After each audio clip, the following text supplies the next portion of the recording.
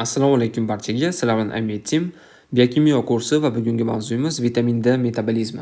Videoni ko'rishdan oldin bizning Instagram, YouTube hamda Telegram sahifalarimizga obuna bo'ling. Demak, vitamin D metabolizmi. Vitamin D ni demak, umuman metabolizmi, funksiyasi va gipovitaminoz, gipervitaminoza haqida gaplashishdan oldin birinchi bo'lib sizlar bilan aynan uni aktiv shakllari haqida gaplashib o'tamiz. Ya'ni bizda organizmda demak vitamin tushgandan keyin nima bo'lishi kerak? Aktiv shakliga o'tish kerak. Qanaqa aktiv shakllari bor? Umuman aytganda bizda vitamin D qanday holatda tushadi? Demak, bizda vitamin D ni ikki xil holati mavjud. Vitamin D3 va vitamin D2 deyiladi. Vitamin D3 bu nima? Bu xolikalsiferol, vitamin D2 esa bu ergokalsiferol. Tushunga? Demak, xolikalsiferol va ergokalsiferol. Xolikalsiferol bu aynan bizda hayvon mahsulotlarida va terida sinchilanadi. Vitamin D2 esa asosan o'simliklarda, zamburug'larda mavjud bo'ladi. Demak, siz o'simlik tarkibida vitamin D ni olmoqchi bo'lsangiz, vitamin D2 organizmga tushar ekan.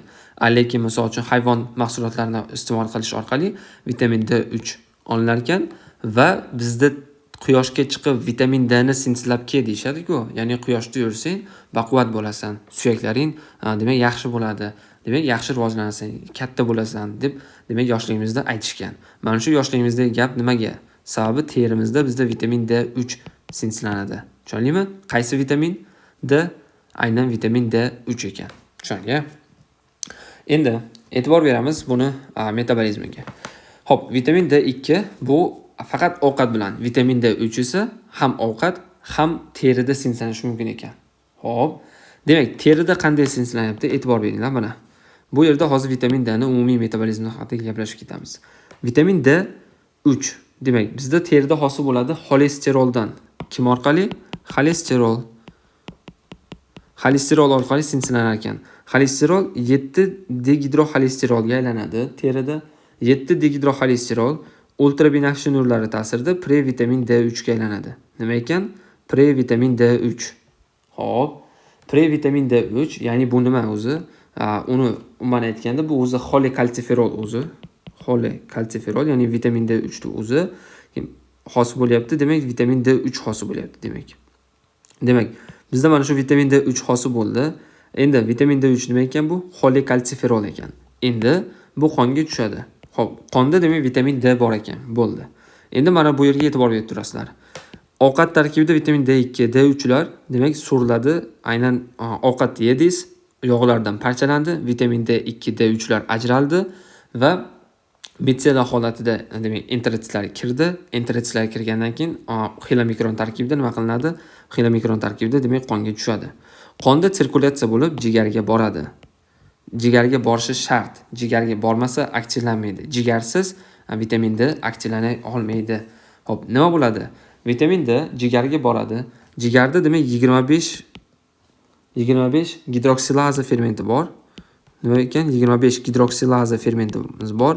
O'sha 25 gidroksilaza fermenti yordamida aynan nima qilinyapti? Mana 25 gidroksi vitamin D ga aylanyapti. Nima ekan? 25 gidroksi vitamin D ga aylandi. Mana shu inaktiv shakldagi, ya'ni mana shu inaktiv holat hozir. Vitamin D ning inaktiv holati. Endi 25 gidroksi vitamin D bizda qayerga boradi?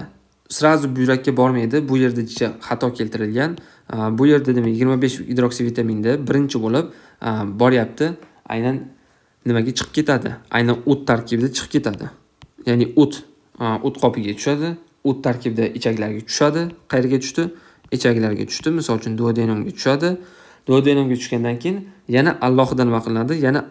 Yana qaytadan nima qilinadi ekan? Qaytadan suriladi va bu yerga keladi. Ya'ni qonga yana tushdi. Qonga tushgandan keyin 25 gidroksi vitamin D o'zi boshida ham qonda edi. O'tga tushdi va ichakka tushdi va yana ichakdan yana qonga tushdi. Hech nima o'zgarish bo'lmaydi, lekin aynan sikl shunaqa bo'ladi. Sikl nima bo'lar ekan? Sikl bo'lib qoladi mana shu yerda. Endi 25 gidroksi vitamin D qonda yurar ekan, agar bir alfa gidroksilaza, ya'ni buyraklarda joylashgan, buyrakda bir alfa gidroksilazasi bor. Mana shu buyrakdagi bir alfa gidroksilaza fermenti agar aktivlanib ketsa, mana bu 25 gidroksi vitamin D bizda aktiv holatiga o'tadi. Ya'ni aktiv holati bu 1,25 gidroksivitamin D hisoblanadi. Nima ekan? 1,25 gidroksivitamin D hisoblanadi. Tushundingmi? Bu nima ekan? Bu endi aktiv holati. Buni biz kalsitriol deymiz. Kalsitriol. Mana buni esa biz kalsidiol deyiladi. Kalsidiol, bu esa kalsitriolga aylandi. Hop, endi bizda yana mana shu 25 gidroksivitamin D hosil bo'lishi mumkin. Mana bu yerga e'tibor bersanglar, mana bu rasmga e'tibor beringlar. Oxiriga mana 25 gidroksivitamin D buyrakka borishi mumkin. 1 alfa gidroksilaza fermenti ta'sirida nima qilish mumkin? Kalsitriolga, ya'ni aktiv holatiga, ya'ni vitamin D ni aktiv holati xuddi shu bo'ladi. 1,25 gidroksivitamin D. Endi vitamin D bundan tashqari agar 24 gidroksilaza fermenti bilan demak aktivlanadigan bo'lsa, mana bu 24-25 gidroksivitamin D ga aylanib qoladi. 24-25 gidroksivitamin D. Bu nima qiladi? Buni o'ziga yarasha funksiyalari bor. Buni o'ziga yarasha qanaqa funksiyalari bor? Buni vazifasi aynan parad gormonda ingiberlaydi chiqishini. Parad gormonda chiqishini nima qilyapti? Ingiberlaydi ekan. Bundan tashqari buni yana bitta vazifasi, ya'ni bu vitamin D o'zi biz masalan vitamin D ichishdan maqsad nima? Misol uchun vitamin D ichinglar deydi-ku, mana buni hosil qilish asli. Lekin uni agar bunaqa shakli hosil bo'lsa, bu har doim ham hosil bo'lmaydi. Agar mana bu 1 alfa gidroksilaza ishlamay qolsa yoki mana bu vitamin D ko'payib ketib qolsa, mana shu kalsiy aynan mana shu holatga o'tib ketib qoladi. Bu yerda kalsitriol deb noto'g'ri nima qilishgan ekan. Demak, uni o'chirib qo'yamiz. Bu xato ketib qopti. Demak, bu yerda 24-25 gidroksivitamin D'miz. Demak, nima qilyapti? Parad gormon sekretsiyasini ingiberlaydi ekanda va bundan tashqari aynan steroidlarni jigarda inaktivlanishini aktivlaydi. Tushundingmi? Ya'ni steroidlar aynan jigarga borganda, jigarga borib metabolizm bo'ladi. O'sha metabolizmni, ya'ni steroidlarni metabolizmini aktivlab tashlaydi. Ya'ni steroidlarni parchalanishini aktivlab beradi. Tushundingmi? Umuman aytganda bizda mana bu vitamin D deganda mana bu 1,25 gidroksivitamin D nazarda tutiladi ekan. Tushundingmi? Endi savol, qachon 1 alfa gidroksilaza aktivlanadi? 1 alfa gidroksilaza parad gormon qachonki hosil bo'lsa, parad gormon borib turib buyraklarda 1 alfa gidroksilazani aktivlaydi. 1 alfa gidroksilaza aktivlansa, 1,25 gidroksivitamin D hosil bo'ladi va u quyidagi vazifalarni bajaradi. Xo'p, qaysi vazifalar? E'tibor beringlar, kalsiy va fosfatni metabolizmda muhim ahamiyatga ega. Ya'ni qanaqa? Hozir buni tushuntiramiz. Xo'p, kalsiy hamda fosfat metabolizmda muhim ahamiyatga ega deyapti. Ya'ni qondagi konsentratsiyasi ta'sir qiladi. Qanday qilib?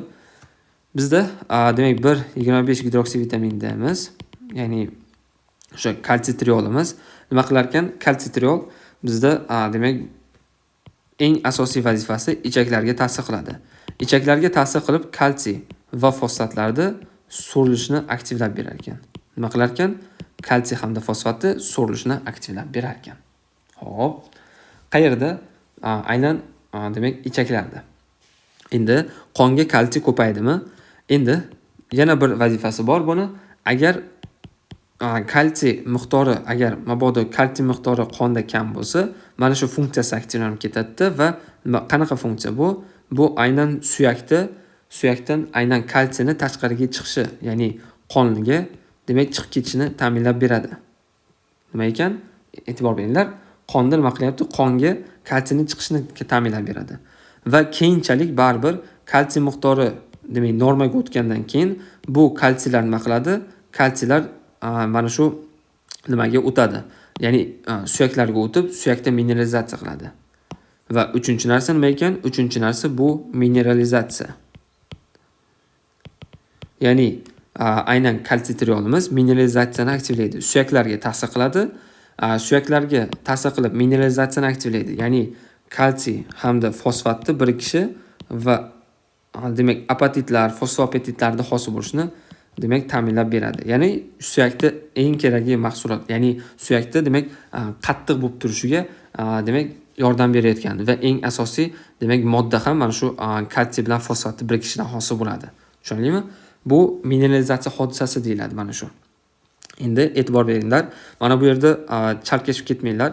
kalsiy hozir suyakdan tashqariga chiqsa qanday kalsiy bu yerda mineralizatsiyada ishtirok eta oladi? Yo'q, bunaqa aynan kalsiy kam bo'lsa deyapmiz. Kalsiy kam bo'lgan vaqtda deyapmiz, prosta qonda kalsiyni ko'paytirib beradi, normaga olib kelib beradi va baribir so'rilishini ta'minlab beradi keyinchalik qaytib. Tushundingmi? Ya'ni umuman olganda vazifasi nima ekan? Vazifasi vitamin D ni umumiy olib qarasak, bu sal chuqurroq olib qaraganda shunaqa. Endi sal sayozroq olsak, vitamin D nima qilar ekan? Qonda kalsiyni ko'paytirib berar ekan va bundan tashqari suyaklarda nima qilyapti? Suyaklarda mineralizatsiyasini ta'minlab beradi. Suyakda mineralizatsiyasini nima qilyapti? Ta'minlab beryapti ekan. Bo'ldi. Bundan tashqari mana suyak mineralizatsiyasini ta'minlab beradi. Bundan tashqari immun tizimni stimullaydi. Bo'ldi. Immun tizimni nima qilar ekan? Stimullaydi. Demak, kalsiyga ta'sir qildi va kalsiy hamda fosfatga ta'sir qildi va suyak mineralizatsiyasiga ta'sir qildi.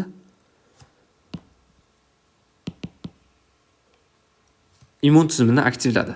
Do'stlar, demak bu aynan vitamin D ni vazifalari edi. Tushunarli-ya? Endi vitamin D yetishmovchiligi kuzatilsa nima bo'ladi? Xo'p, vitamin D yetishmovchiligi kuzatilsa, ya'ni bizda qanaqa o'zgarishlar bo'ladi?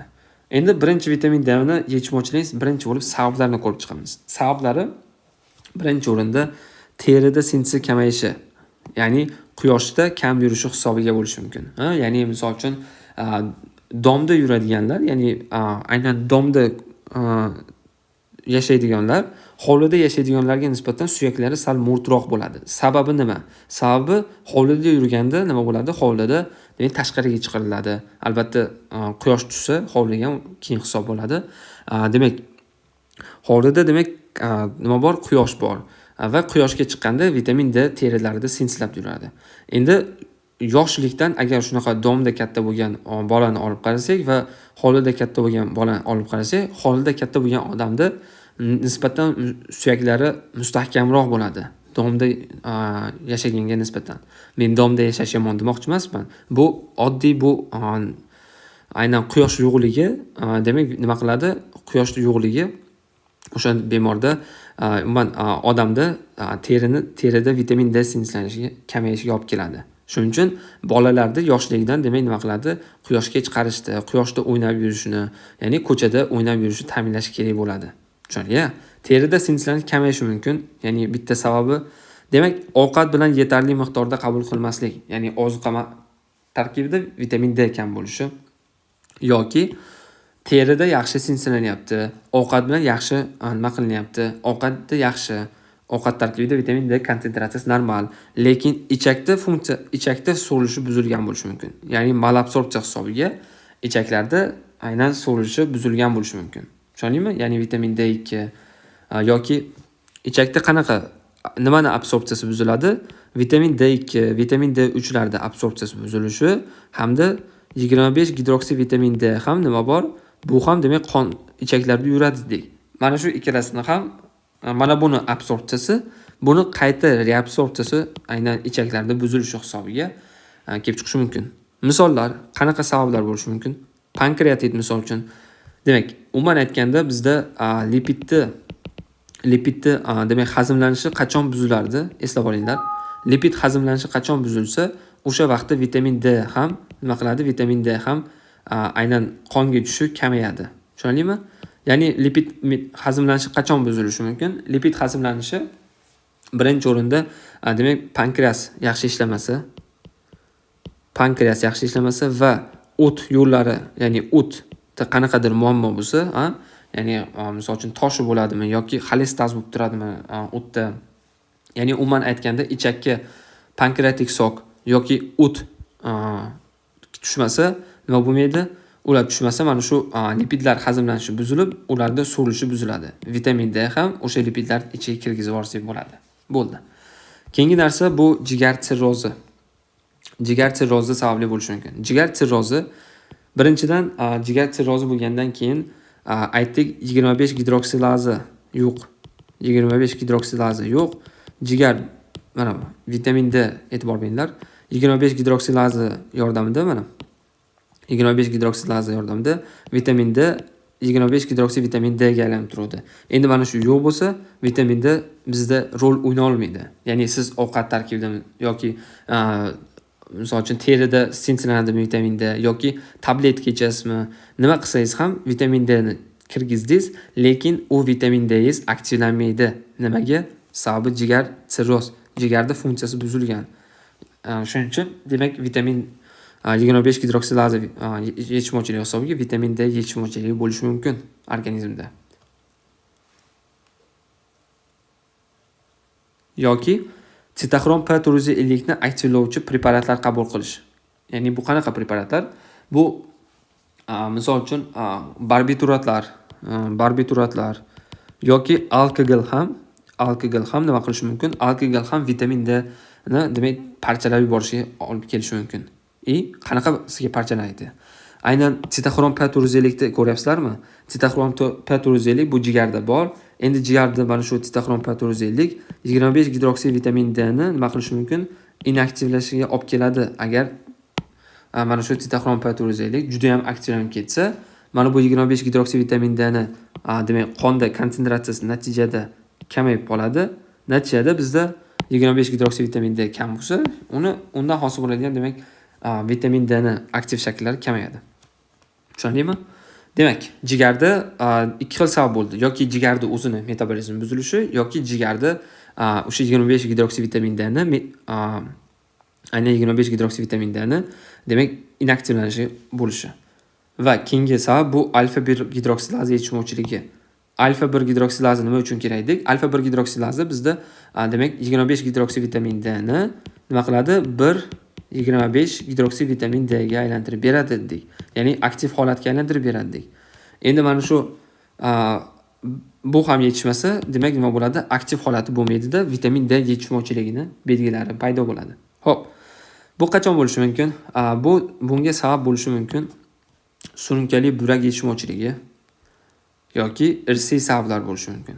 Ya'ni surunkali buyrak yetishmovchiligida bir alfa 1 gidroksilaza yetishmovchiligi kuzatiladi. Natijada vitamin D normal aktiv holati hosil bo'lmaydi. Natijada bemorda nima bo'ladi? Bemorda aynan mana shu vitamin D ni kalsiyni demak qonda surilishi buziladi, suyaklar mineralizatsiyasi buziladi va natijada nima bo'ladi? Aynan organizmda kalsiy defitsiti, suyaklar murtlashishi kuzatiladi.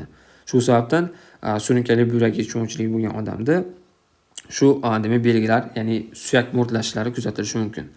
Irsiy sabablarga ko'ra, ya'ni irsiy ravishda bir alfa gidroksilaza yetishmovchiligi bo'lishi mumkin. Bu kamdan kam, lekin mana bu surunkali buyrak yetishmovchiligi bu ko'p holatda bo'ladi. Keyingisi birlamchi gipoparatireoidizmda ham bo'ladi. Nimaga? Bu gipoparatireoidizmda aytyapmiz.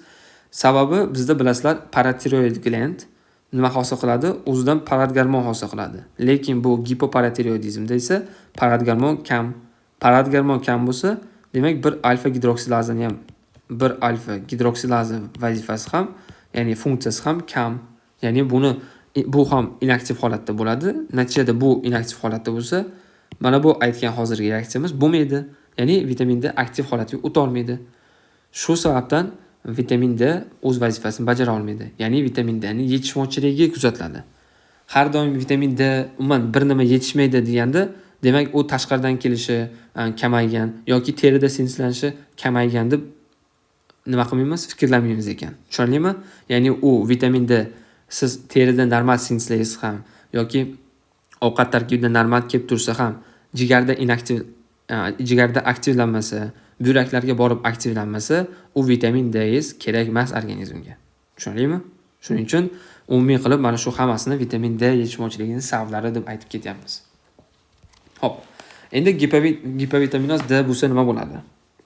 Kattalarda demak rivojlanishi mumkin osteoporoz rivojlanishi mumkin. Osteomalatsiya, ya'ni bu suyak.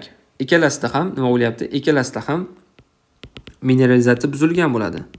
Ya'ni o'sha biz aytgan kalsiy fosfat birikmalari, kalsiy bilan fosfat demak birikmalari hosil bo'lishi kamayadi. Mineralizatsiya buziladi ikkalasida ham. Lekin osteoporozda esa oqsil foniga ham ta'sir qiladi, ya'ni proteinlarda demak sintetlanishiga ham ta'sir qiladi. osteomaliatsiyada bu buzilmagan bo'ladi. Bu buzilmagan bo'ladi, lekin osteoporozda oqsillar kamayib ketadi. Shu sababdan osteoporozda nima bo'ladi? Suyak sinishlari yuqori. Bunda nima bo'ladi? Osteomaliatsiyada suyak aynan mo'rt bo'ladi, lekin unaqa sinadigan darajada emas. Ya'ni faqat mineralizatsiyasi kamaygani uchun qattiqligi kamayapti, yumshoqroq bo'ladi. Tushunarli? Bunda sinishi ehtimoli juda baland bo'ladi. Sababi mana bu oqsil strukturasi ham buzilib ketadi osteoporozda. Endi bolalarda-chi? Bolalarda raxit bo'ladi. Bolalarda nima bo'ladi? Raxit bo'lishi mumkin ekan. Xo'p, endi buni tushuntiramiz. Xo'p, bundan tashqari gipovitaminoz D bo'lgandan keyin vitamin D kamaysa, o'z-o'zidan kalsiy kam. Kalsiy kamligi uchun, demak, kalsiyni ma'lum bir belgilari bor. Kam bo'lsa, aynan qo'zg'aluvchi hujayralarda aktivlanib ketishi. Bularda xudo xolasa keyingi darsda gaplashamiz. Lekin hozir kalsiy kam bo'lishi hisobiga, aynan vitamin D kamayishi hisobiga nima bo'lyapti? Osteomaliatsiya, osteoporoz, raxitlar ham kuzatiladi. Ya'ni kalsiy kamaysa, ma'lum bir demak, belgilar paydo bo'ladi va bundan tashqari suyakdagi qandaydir o'zgarishlar, ya'ni osteomaliatsiya, osteoporoz yoki raxitlar rivojlanishi mumkin ekan.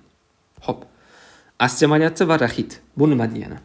Osteomaliatsiya bu demak tushunarli, ya'ni bu aynan suyaklarda demak razmekcheniya, ya'ni yumshab qolishi, sal tushunarli qilib aytsak, shunaqa yumshab qolishi-da.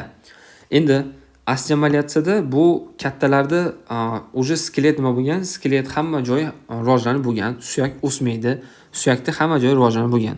Shuning uchun ularda nima bo'ladi? Faqat suyakda aynan o'sha suyakda nima bo'ladi? Faqat suyakda demak yumshab qolishi, ya'ni umuman oddiy qilib aytganda yumshab qolishi kuzatiladi. Lekin raxitda esa yumshashdan tashqari, ya'ni yumshab qolishdan tashqari, bu degani suyakda ushlasangiz yumshoq bo'ladigan emas. Prosta ma'lum bir tegishli so'z yo'qligi uchun buni tasvirlashga yumshab qolish deyapmiz. Aynan yumshab qolishi va bundan tashqari bolalarda hali skeleti to'liq rivojlanmagani uchun, suyaklar o'smagani uchun hali to'liq va suyaklar to'liq o'sha normal shaklga ega bo'lmaguncha nima bo'ladi? Bemorlarda, aynan raxit bo'lganlarda, yosh bolalarda skelet deformatsiyalari kuzatiladi. Nima bo'lar ekan? Skelet deformatsiyalari kuzatiladi. Tushunarli-a? Skelet deformatsiyalari. Demak, suyak mineralizatsiyasi kamaygan, umumiy suyak massasi normada, lekin suyak to'qimalarida oqsil sintezi normada, lekin suyak mineralizatsiyasi kamaygan. Tushundingmi? Tushunarli-a? Demak, etiopatogenez nima bo'lyapti? Etiopatogenez umuman aytganda, ya'ni vitamin D ni yetishmovchiligiga sabablar bor. Bu sabablar qanday qilib olib kelishini ko'rib chiqdik. Endi vitamin D kam bo'lsa, bizda umuman aytganda mana bu narsa kam bo'lar ekan. 1,25 gidroksivitamin D, ya'ni kalsitriol kam bo'lar ekan. Kalsitriol kam bo'lsa, demak bu nima qiladi? Endi bu kalsitriol kam bo'lsa, umuman aytganda kalsiyni miqdori qonda nima bo'ladi? Kamayadi. Kalsiyni qonda miqdori kamaysa, nimaga olib keladi? Organizm kalsiy miqdori kamaysa nima qiladi?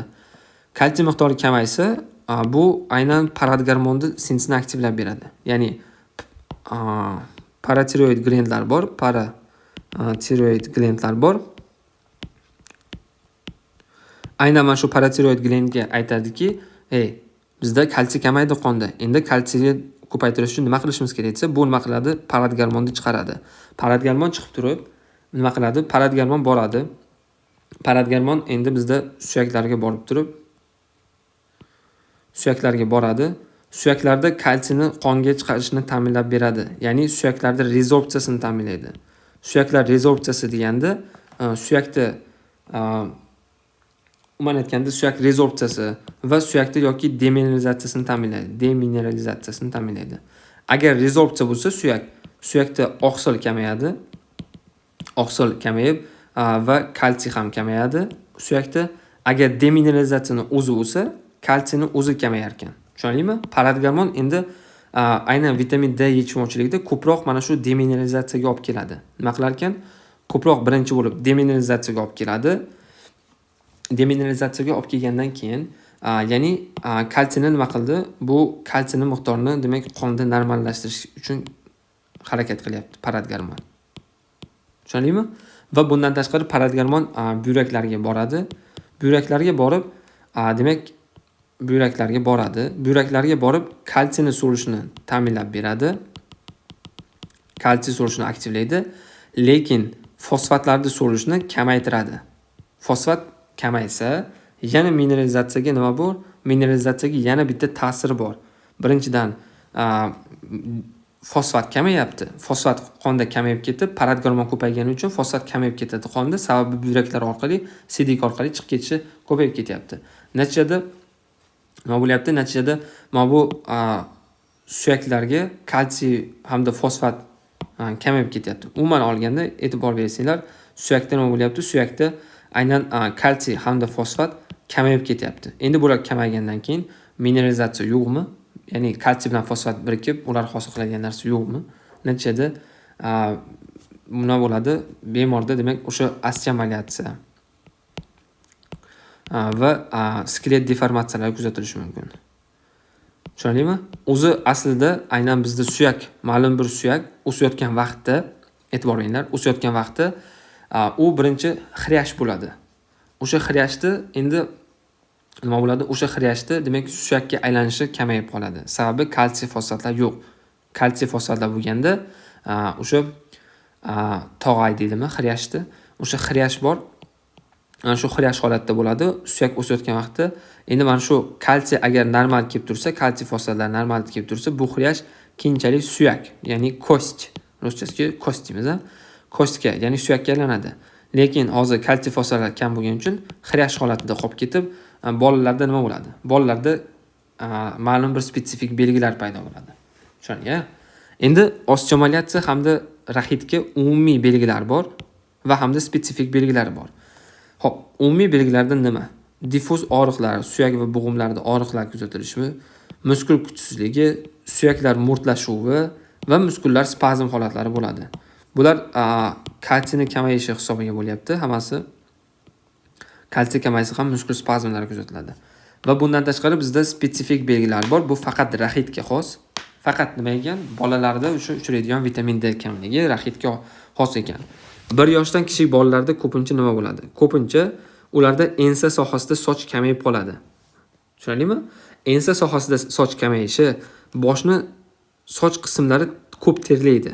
Tushunarlimi? Ya'ni bolani boshni nima qilganingizda, masalan, vitamin D bolada qanday kamligini qayerdan bilamiz desangiz, bolani boshi ko'p terlaydi va shu terlashi hisobiga bola mana bu yotgan joyda aynan ensa sohasini nima qiladi? Ishqalaydi. Mana shu teri qichitadi.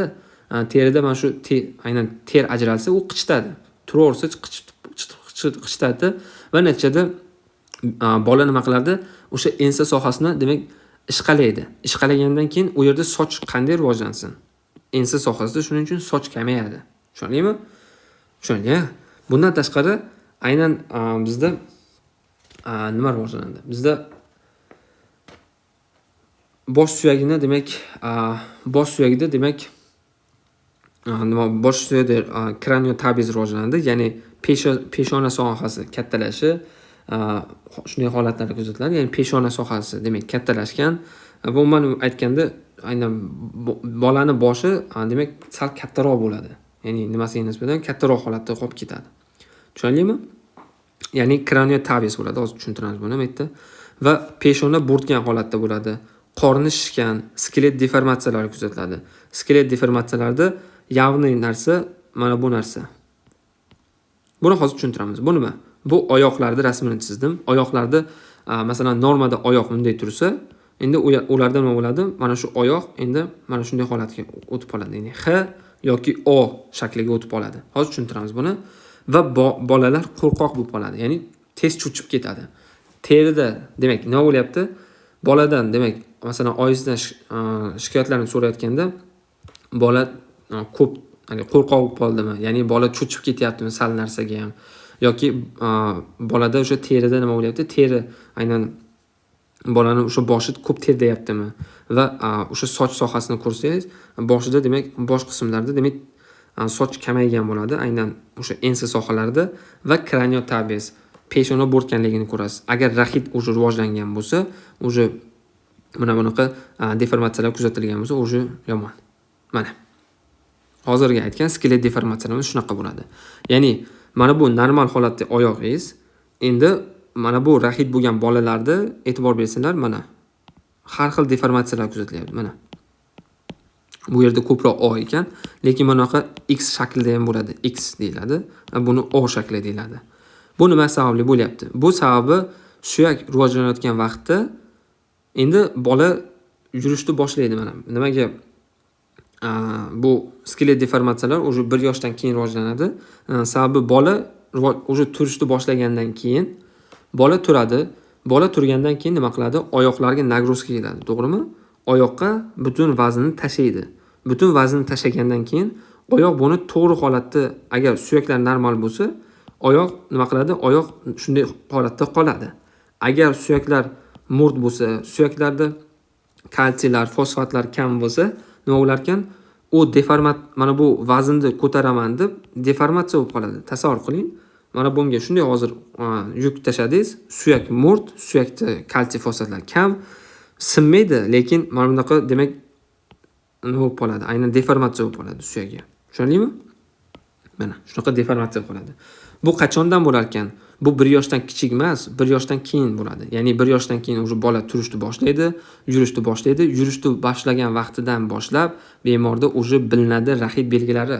Agar 1 yoshgacha o'sha turishgacha kalsiyni normal miqdorda ta'minlamasak, bolada shunaqa holat bo'lishi mumkin. Tushundingmi? Bundan tashqari mana bu ko'krak sohalari ham deformatsiyalar kuzatiladi. Aynan sternumda rivojlanishda ham buzilish kuzatiladi. Tushundingmi? Xo'p, bundan tashqari peshonalarda burtgan bo'ladi. Mana burtgan peshonalar. Bunga sabab nima bo'lyapti? Bunda o'sha osteogenezni kompensatsiya qilish uchun demak mana shunaqa burtgan holat kuzatilyapti. Bo'ldi. Mana. Demak, menimcha bo'ldi. Xo'p. Endi diagnostikada osteomaliatsiya rahitlarni diagnostika qilishimiz uchun vitamin D ni ko'ramiz. Vitamin D kam ekan, kalsiyni ko'ramiz. Kalsiy kam. Alkalin fosfatazani ko'ramiz yuqori. Bu nima? Bu suyaklardagi o'sha holatni bildiradi. Ya'ni suyaklarda demak aynan parchalanishlar yuqori bo'lsa, alkalin fosfataza ko'p chiqib turyapti hozir. Bu aynan shu holatda yana alkalin fosfatazani yana boshqa joyda boshqa organ zararlansa ham unda ko'rsak bo'ladi alkalin fosfataza. Misol uchun aynan ichaklar, aynan jigarda o'sha o't yo'llarida bo'lsa shunday bo'ladi. Bundan tashqari fosfatni ko'ramiz. Fosfat ham kam, paratgormon yuqori, kalsiyni ko'paytiraman deyish uchun paratgormon ko'payib ketyapti. Va rengenografiyada aynan loser zones bor, ya'ni yolg'on shishlar, psevdoperilomlar bo'lishi mumkin. Unga o'xshagan mana pseudo fracturelar bo'lyapti. Tushundingmi? Endi bizda davolash uchun vitamin D qabul qilish kerak. Aynan aytdik, vitamin D ni qabul qilsangiz ham ba'zi kasalliklarda, misol uchun buyrak yetishmovchiliklari yoki jigarda zararlanishlari, jigar sirrozlari bo'ladimi yoki irsiy yetishmovchilik bo'ladimi? Bu holatda aynan vitamin D qabul qilsangiz ham yordam bermaydi. Lekin hozirgi aynan osteomaliatsiya rahitlarni davolash uchun baribir vitamin D qabul qilish shart bo'ladi. Aynan ko'pincha vitamin D ni kamayishi bu alimentar bo'ladi. Alimentar hisobiga ko'pincha bo'ladi. Aynan yoshlarda. Lekin buyrak yetishmovchiligi rivojlansa, o'zi aniq sababi bo'lyapti. Buni nima ekan? Demak, buni birinchi bo'lib etiyotrop davo qilib olishimiz kerak. Ya'ni birinchi biz nima qilishimiz kerak? Sababini bilishimiz kerak. O'sha sababiga kurashni qilishimiz kerak va keyin vitamin D ni berishimiz, birga parallel ravishda vitamin D ni berishimiz kerak. Tushundingmi? Misol uchun ichaklarda yaxshi so'rilmayotgan bo'lsa, ichakning muammosini hal qilib vitamin D ni berish kerak o'zi. Tushundingmi? Endi vitamin D yuqori bo'lib ketsa, gipervitaminoz bo'lib ketsa, bemorlarda giperkalsemiya, giperkalsiuriya, ishtaha yo'qolishi kuzatiladi va stupor holatlari kuzatilishi mumkin. Xo'p. Menimcha bo'ldi. Do'stlar, bugungi mavzu shulardan iborat edi. Qandaydir xato yoki kamchiliklar bo'lgan bo'lsa, uzr so'raymiz. Barchaga rahmat. Salomat bo'linglar.